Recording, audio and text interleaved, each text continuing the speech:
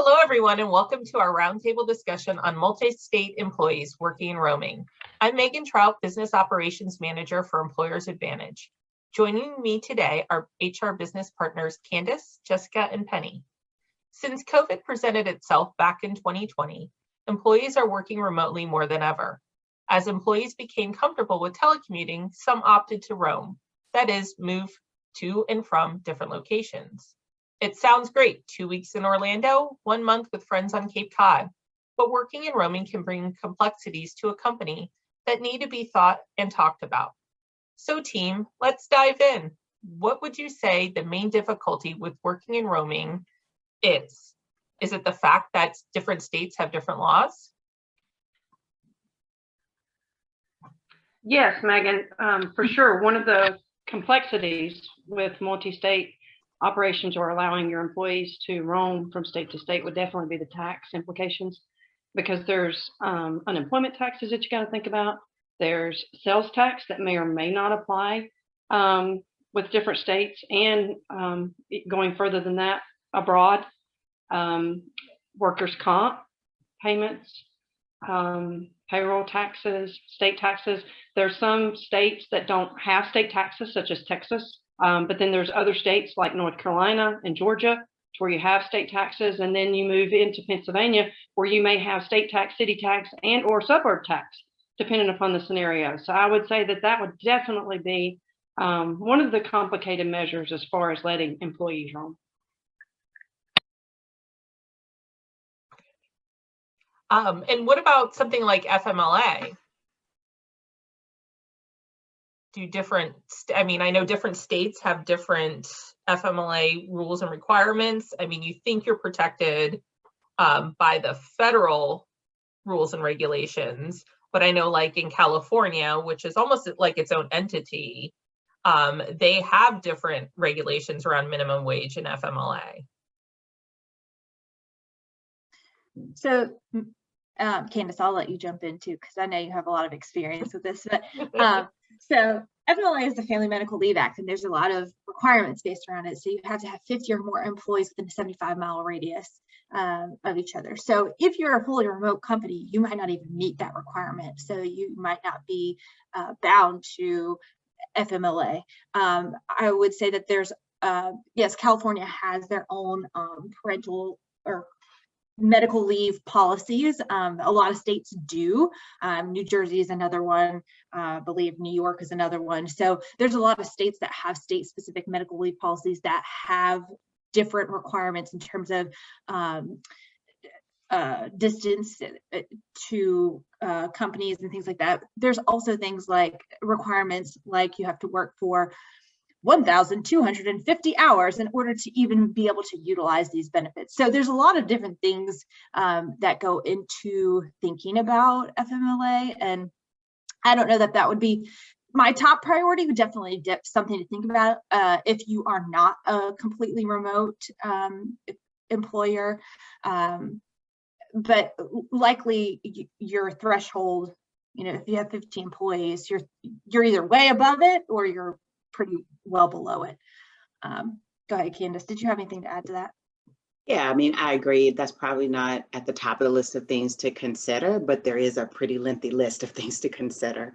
And I think, as Penny mentioned earlier, payroll is probably at the top of that list, but you also want to think about the person's medical, dental, just baseline benefits, and where they're going to be, how long a period of time they'll be in that location, how those benefits may be impacted by that, whether they'll be able to get coverage in the area that they choose to reside in for 6 months or for 90 days.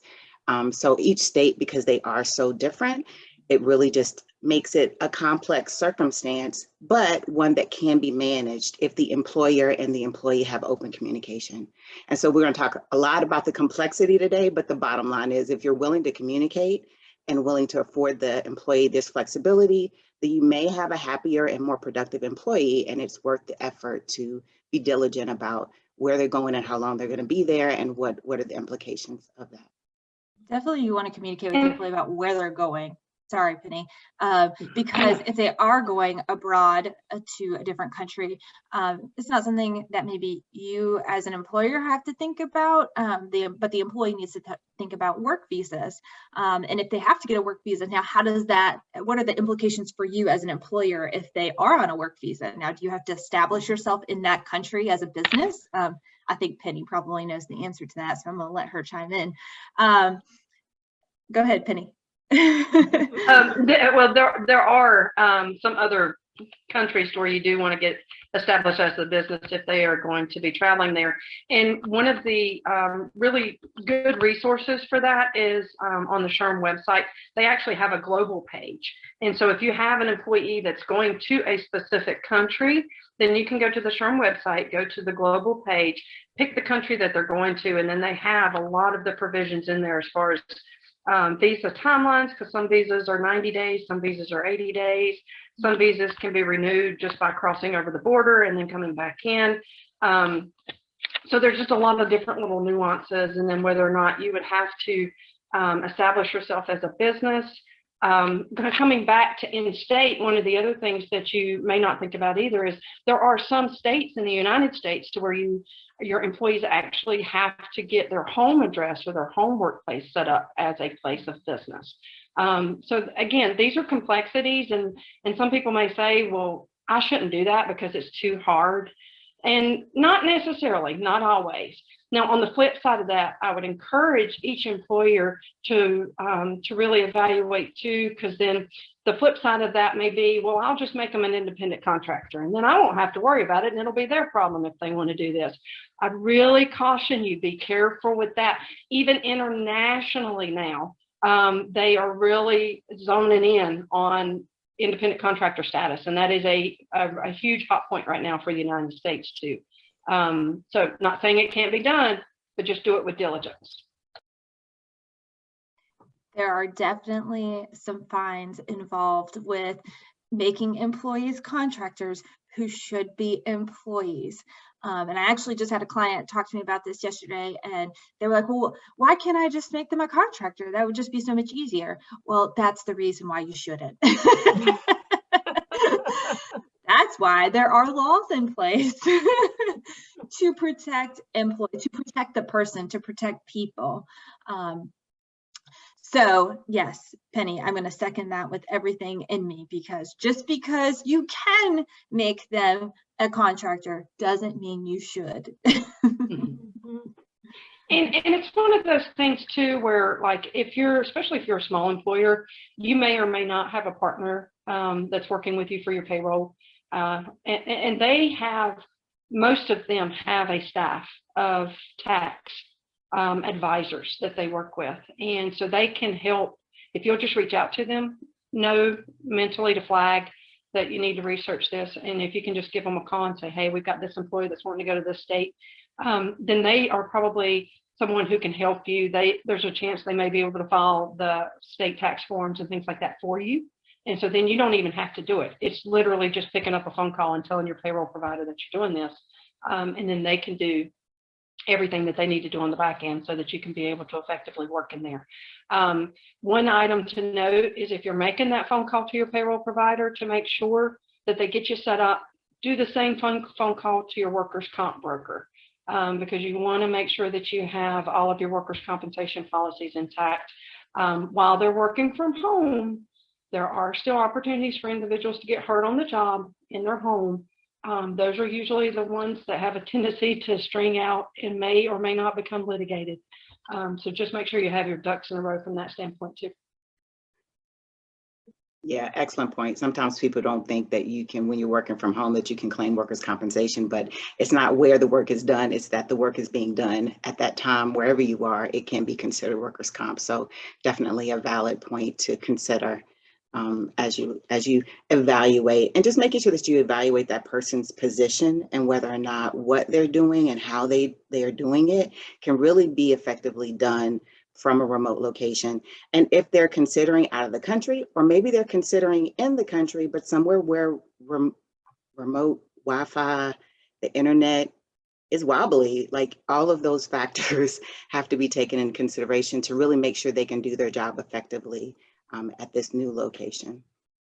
Yeah, and even to go further in that, just setting parameters around it too. So if they are going to be traveling, even just within the US, you have time zones. So what time zone are they to be functioning in? Are they supposed to be in Eastern, Mountain? What does that look like? You know, are there specific places that, you know, for their work setup that are not going to work for them as a business, as a company? Or are there parameters around that? So great point. Yeah. Definitely. And make sure when you're putting this program into place that you also educate the individual who's going to be given the opportunity to work in an alternate location or remote location, the importance of keeping all of the work materials that are provided them protected.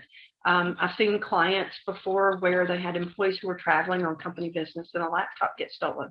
So what do they keep on the laptop? What do they keep on the server? You want to make sure, especially if you're a business that has confidential information, social security numbers, anything like that, that you have provisions in place for protecting that information with employees who would be working remote. Yeah. And as an extension of that, if the person is conducting business in the Starbucks, is it okay for people to overhear those conversations? Is that a security risk?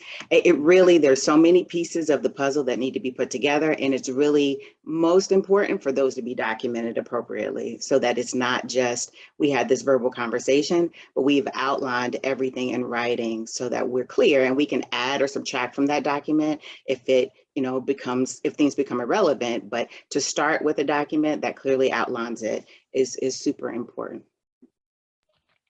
Definitely. Megan, I feel like we've kind of taken this and ran with it. Did you have any other questions? No, you guys covered about them. the topic? Yeah, you guys covered them all. I mean, I want to wrap up with, so how do companies make sure they're taking the steps to be compliant? How do they know where their employees are working? If everybody's remote, how do you know as an employer? Well, keeping tabs on your employee is a pretty controversial topic. We have, you have some of the larger organizations that have software now on the computers to track when employees are working. I've heard stories of companies who have systems in place to be able to tell if a mouse is moving every so often. But if you are going to try to track, do it. If you are going to do it, make sure that you communicate to the employees that you are watching and keeping tabs. But I'm personally not a fan of tracking employees like that. I think there's a borderline there of invasion of privacy to an extent. I would encourage you, if that's something that you're worried about, really be strict and stringent on who you allow to do this. While keeping in mind that the first employee that you do this with sets precedent. So if you are going to deny another employee the opportunity to do it, you've really got to have your business case for that put together. Candice, I know you've had some experience with this.